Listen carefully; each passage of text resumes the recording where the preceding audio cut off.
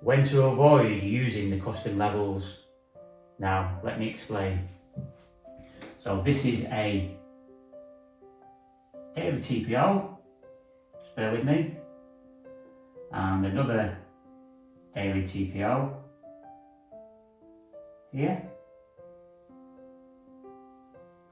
And let's say we have a custom TPO here, and we have another custom TPO here. So this is the demand zone, and this is the demand zone here. Let's put a D. Okay. And let's say we have another daily TPO area here, but we have a B shape. Okay, so this area here is where price has moved very quickly in one direction. If price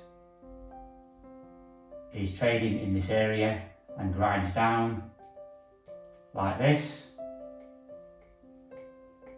breaks out, retest the value area low, put the value area low here so you understand where I'm coming from.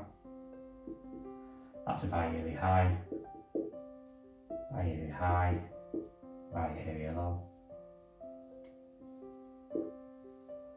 And you have a custom level here, a demand zone, here and here. And I've said previously, I am waiting for a price to break out of this daily value area and go into a custom level here, and this is where I'm looking to get along. And I've gone through that in one of my previous videos, which if you want to have a look back, you can do. The only time I disregard these levels is when price is going imbalanced. So imbalanced day is when price is moving very quickly in one direction, like so. So this is what we call imbalance. Imbalanced day.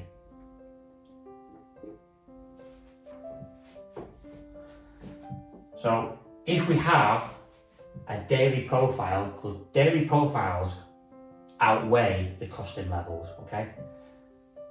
If we have price coming in this direction here, and usually I'm looking for a reversal in the smaller time frame TPO area, so the custom TPO that we use to take a trade in that direction, I always look left of the chart. And if I have a very thin profile in this area here, I'm expecting price to go imbalanced and fill this area here. So I'm expecting price just to disrespect anything in this area here. Because as a general rule, if we have a very thin profile on the left hand side, on the daily, the likelihood is it's going to get filled with the price moving in one direction and taking no notice of the custom levels. So in effect, these demand zones here, get ignored, okay? Because I have a few students who are in the course who would generally get a little bit confused as to why these demand levels here are not being respected. You've always got to look left of the chart, and it doesn't matter if this is a daily example, okay? But you could also have this could also be, this could be a weekly, and we could have a double distribution like this. So the shape of the profile could be like that. And this is a previous weekly profile, okay? But as you can see, it's a completely different shape to the normal balanced daily profile, okay? But because we have a very thin profile in this area here, we're expecting price to trade through it very swiftly to fill this single TPO area there. So hopefully that explains when to not use the custom levels.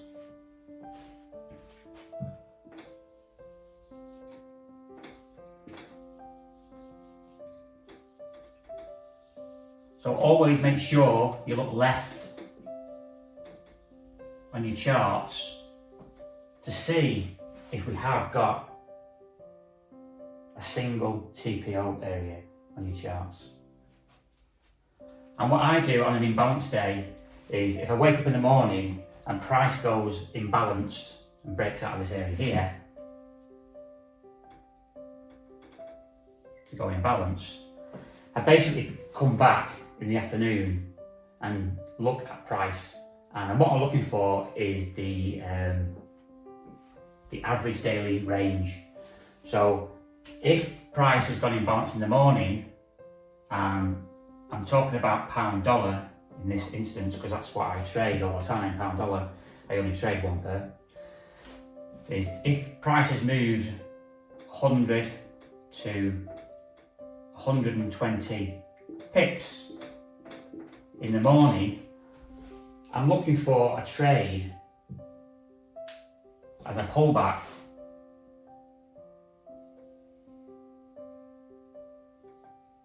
to a level on my charts. But I won't get into the market when price has gone imbalanced straight away, because it's pretty much impossible to try and find an entry, okay? Unless you're going to use a single print, but I don't really like to enter on single prints unless I've got multiple confluences. So that's how I treat a imbalanced day. I hope you found it helpful, and I look forward to seeing you on the next video.